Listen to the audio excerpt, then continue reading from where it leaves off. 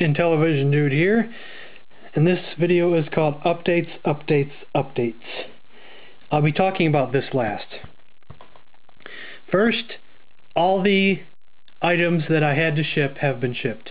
The 2 auctions, the Intellivision autograph book, and the poster. Update 2 is, for people who've seen my video on the poster, and maybe some new people to my channel and whatever, I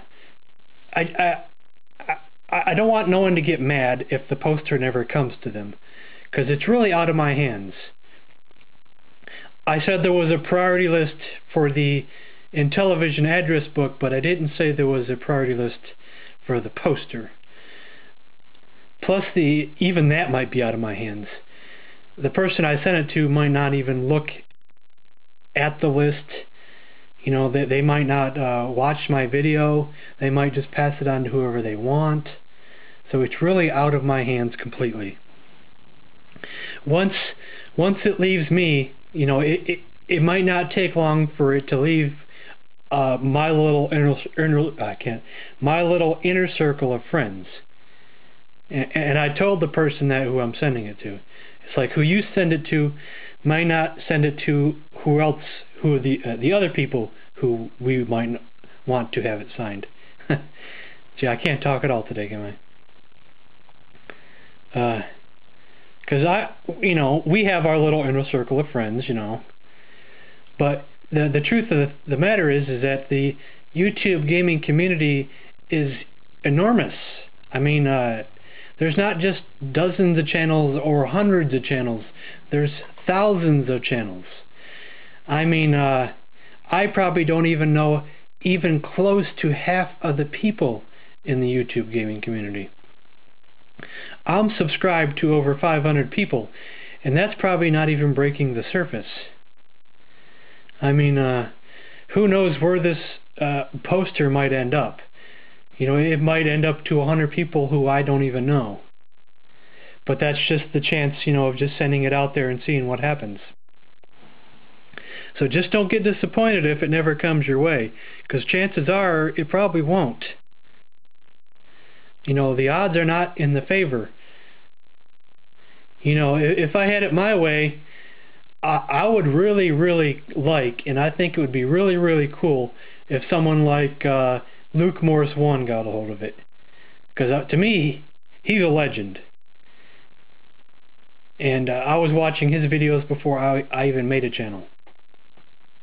I don't even think he even knows who I am or even knows I exist. Okay, he's just such a big channel. He's got so many darn subscribers. But I think it'd be cool if it went his way. But I don't want no one sending it to him just because I said so.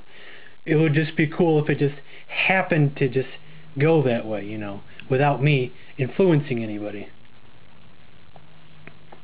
But yeah, don't get disappointed if the poster doesn't come your way, because it just probably won't.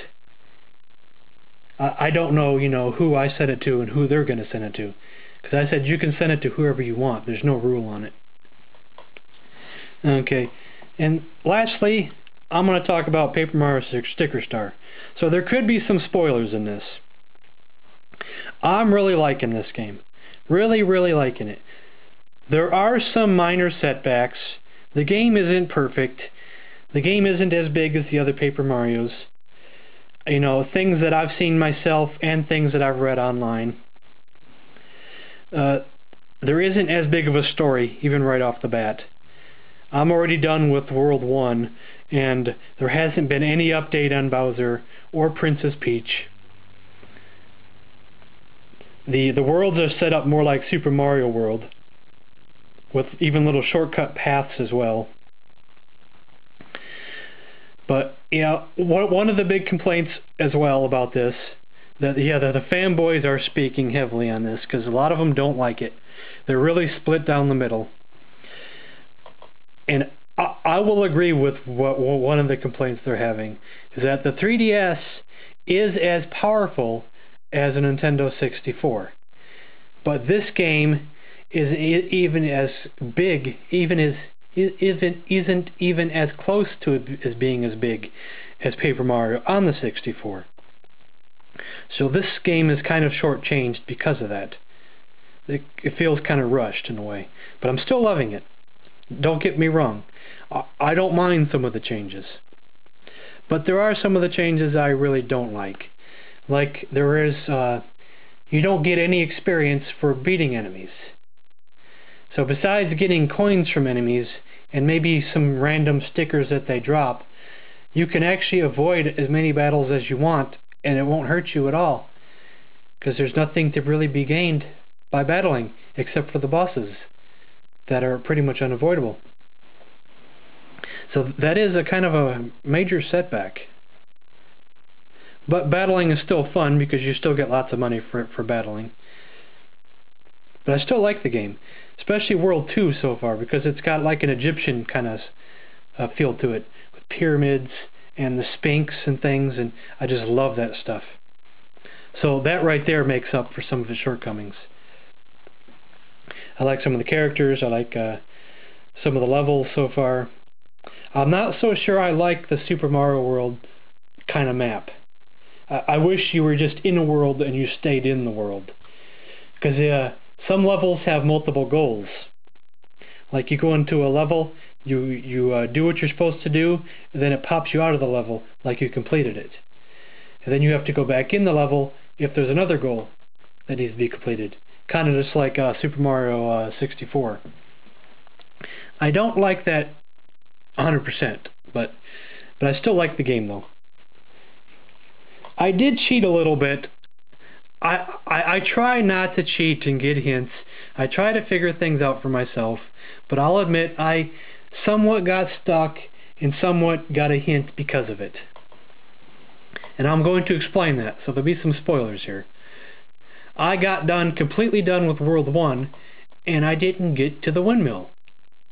And it was kind of obvious that I was going to get to the windmill because it was in the trailer for the game.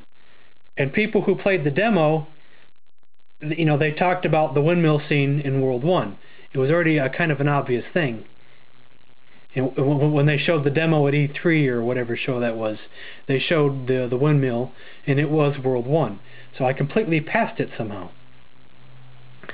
And what I didn't realize until actually getting a hint online is that the windmill was in World 1.4. But what happened was I skipped from World 1.3 and jumped right to World 1.5. And I missed World 1.4. See, it has kind of a, like I said, the Super Mario World kind of map, where you can take different routes to get to different places. So there was actually a second goal in World 1.3 that I missed. See, I completed one of the goals, but I didn't complete the other goal. The other goal, the one goal locked up a path to go from 1.3 to 1.5. The other path unlocked a path underneath that went to World 1.4. So, you know, I didn't cheat and figure out what I had to do to unlock World 1.4, but by going online, then looking at the game, I realized what I did and I skipped the level completely. So I gave myself a half of a cheat. But so far, besides that, I haven't had the cheat. But yeah, I do love the game though. I will admit that it's Paper Mario Light. You know, it's not as full. The story is not as full. And I've already read online that Bowser doesn't even have one line of dialogue in the whole game, even though he's the main boss. That's kind of a rip-off. So I'm being truthful because some people out there might want to know that. But I love the enemies, I love the bosses, I love a lot of things about the game. The 3D is amazing. There's still plenty of people to talk to, but they're mainly all toads. So there's some good things and some bad things, but I'm still glad I bought it, and I'm still glad I played it. And I'm still playing it, because I'm only not even barely just a quarter of the way into the game. But I am hearing that there's not much of a replay value, though. I mean, I'm hearing that. I'm hearing there's not many side quests at all, period. Not many side quests. There's no Pit of 100 trials. Pretty much when you beat the game, that's it. It's over with, is what I'm hearing. I don't know if you continue on or not. I didn't read that far. I'm just reading some of what people are commenting on, because I find that stuff interesting. I don't always listen to what they say, but I like reading it and I find it interesting. It doesn't always sway my way, one way or the other. So I'd like it, but I understand some of the setbacks. But I still say it's worth a try. Some of the fanboys are just not liking it, and they don't want to give it a chance, and they really, really despise the changes. I'm okay with the changes, and I'll live with it, and I like it, and so it's cool. I'm in that part of it. So I think I've went on long enough. So that's the end of this video. So thanks for watching.